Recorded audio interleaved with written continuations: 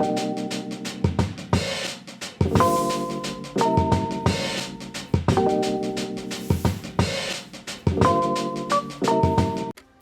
everyone, this is the piece we are going to be working on today. It is the second piece to that huge armoire set that I got for free. Just like the last, it's in pretty good condition but looks pretty outdated, so we are going to do what we can to make it look more modern. I'm starting off with some prep work and taking the hardware off with my drill. This makes taking hardware off super fast, but if you only have a screwdriver, that'll be just fine too. Just like with the last, this hardware is pretty outdated, but I think it's beautiful and it just needs some gold to brighten it up. With that being said, once all the hardware is taken off, I will be spray painting it in my favorite gold spray paint. I will leave a link to it in my description box down below, as well as any other product used in this video. If you're interested, you can just check down below there.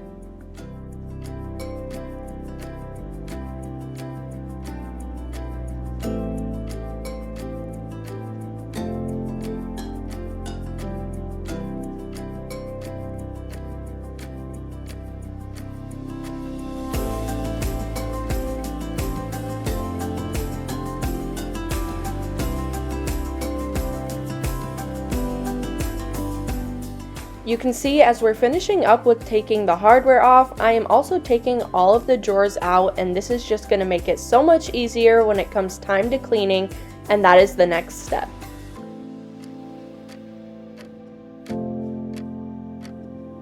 I've got a clean bucket of warm water and Dawn dish soap, and I'm using a microfiber towel to wash down the piece.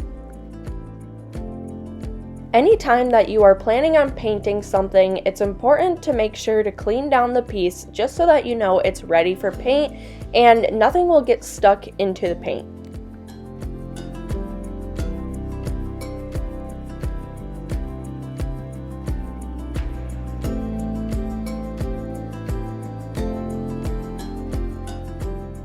It's also nice to clean the inside of the dresser. Not everyone does this and not everyone thinks it's a necessary step, but it is nice when you are handing it off to a new owner so that they know it is super clean and ready to go by 100%.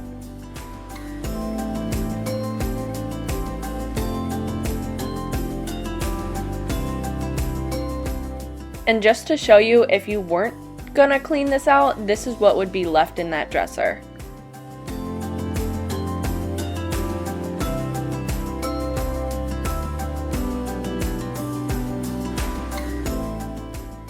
It's also nice to do this because you might find some things that'll show up in the history of the dresser. Right there was a bobby pin, so I'm guessing this was some woman's dresser, and it's just kind of cool to try to find out a little bit of the history.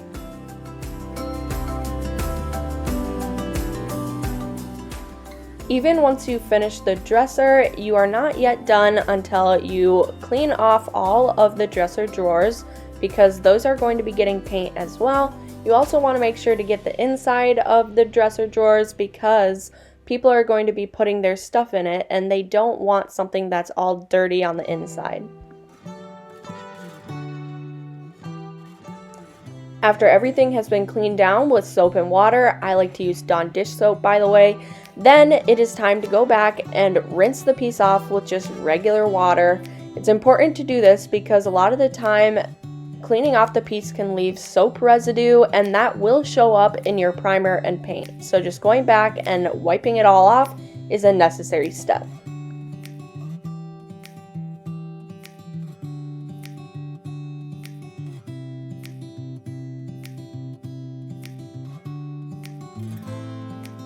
Now I've got a little life hack for you when it comes to hand sanding, which is going to be what we are doing today. And it is these big sheets of sandpaper. You can find them at just about any hardware store for a lot cheaper than the pre-cut ones. If you pick those up, you can cut them to size and it works just the same. You can grab these in just about any grit, and it comes in a pack of anywhere between 8 to 20 sheets. So you're definitely getting a bang for your buck with this.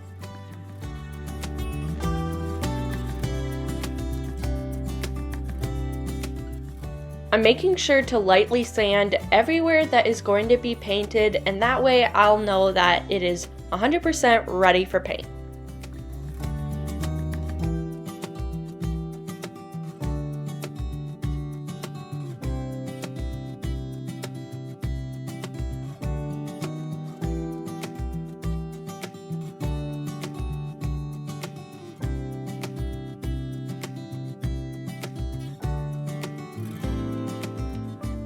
After everything has gotten a light scuff sand, it is important to make sure you wipe up all of that dust afterwards. I just use a damp microfiber towel and it does the job really well.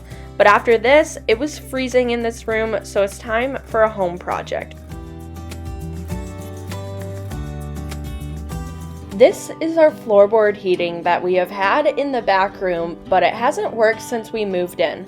For a while, we have been using these portable heaters, but it's starting to give out on us and it takes hours to heat the room up. So it's time to finally fix it. Avery got all of the wires pulled out and I'm using this fancy voltage detector to check for the electrical charge, which basically just means if it's on or off. It beeps and blinks red to tell you there's still a charge. Avery is down in the basement where the breaker panel is and is trying to figure out which switch it is that turns this section of the house off.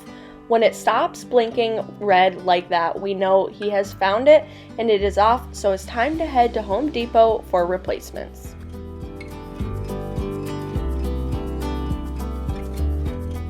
Once you're at the store, it doesn't have to be Home Depot, by the way, it could be Lowe's or anything else. We headed to the electrical department. The only broken part with our heater is the thermostat switch.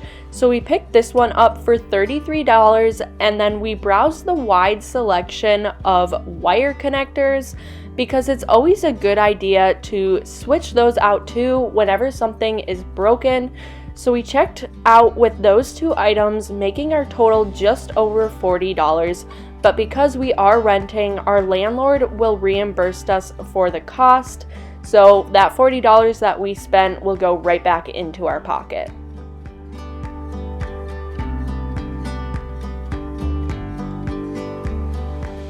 Once we got home, Avery switched out those wire connectors and pretty much popped the new switch in and held it in with some screws.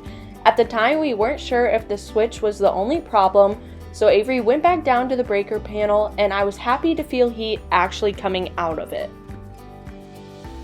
Now that that has finally been fixed, a year later of being moved in, I can finally work in this room with consistent heat and no longer have to wait 4 hours for a semi-heated up room.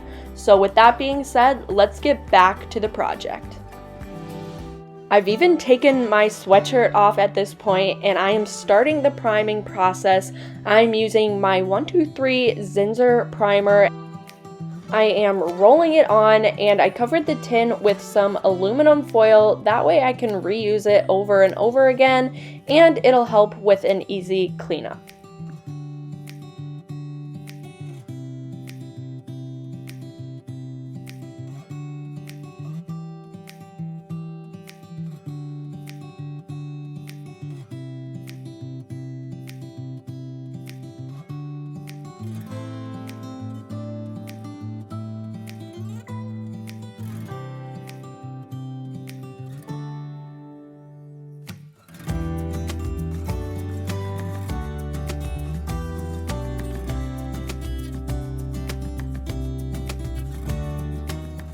For Christmas, I actually got some really nice new paintbrushes from my Nana and Papa. Thank you both. You are about to see me put it into some really good use.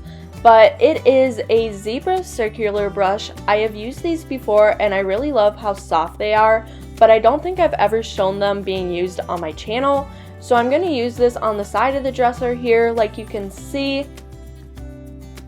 There are some harder curves to paint into, as well as the curves that you're going to see on the drawer fronts. Because the brush is circular, it's making it so much easier than a regular brush would be. So I'm deciding to use that and then I'll roll on to the rest.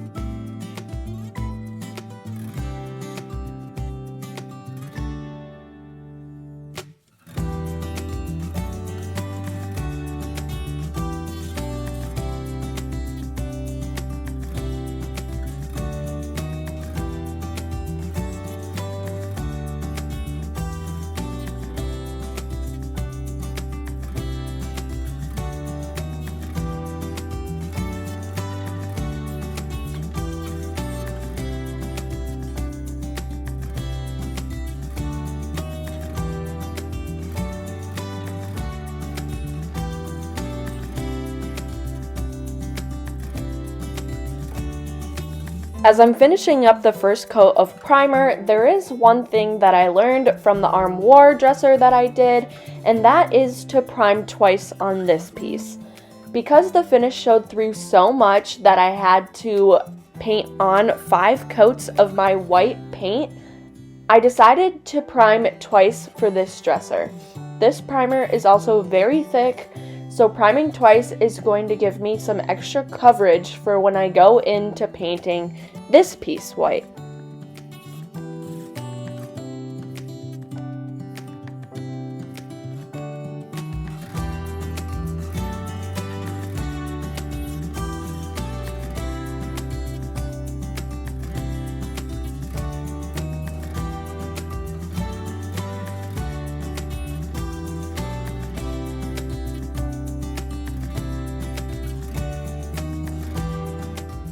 Now as for painting, I am using the same exact technique other than a different container here, and I'm using my zebra brush here.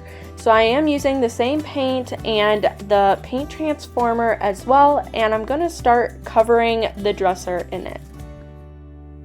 If you're not sure which video I am referring to, I will leave a link to it in my description box down below so that you can check that one out after this one and you'll know exactly what I'm talking about.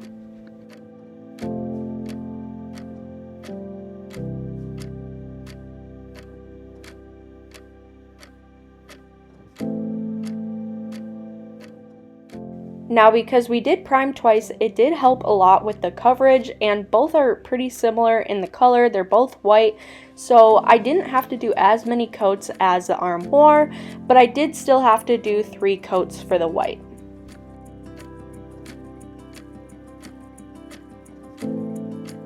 After the 3 coats of paint had dried, it was finally time for the top coat.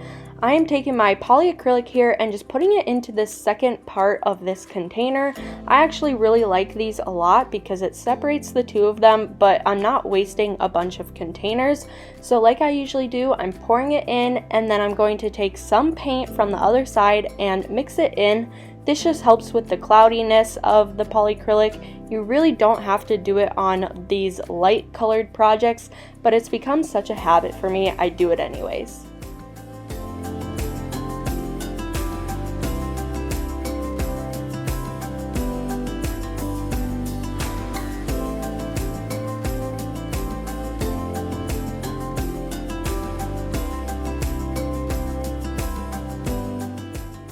When you're putting poly on a light piece like this, it can be really hard to see where you've already applied it.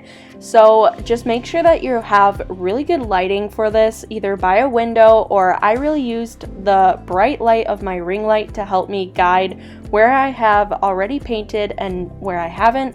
You don't want to brush over it too many times because this stuff dries fast and it can get really sticky.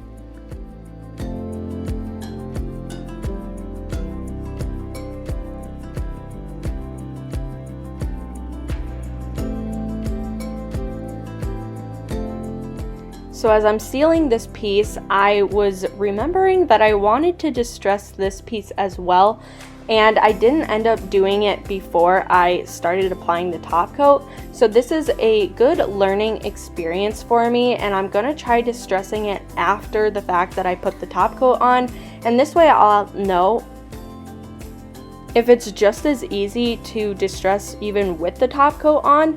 Otherwise, I will know for the next project that if I need to distress something, I have to do it before the top coat. And I'm saving that look for the final reveal, as well as putting the drawers in and the hardware on, just that there's always that element of surprise. But we're just gonna finish up this piece by sealing everything in, and then we'll get into the final reveal. If you like this video and this type of content, please go ahead and click that subscribe button down below, as it really helps our channel grow. We are so close to getting to that 1,500 mark. Otherwise, give this video a thumbs up, and I'll see you in the next one.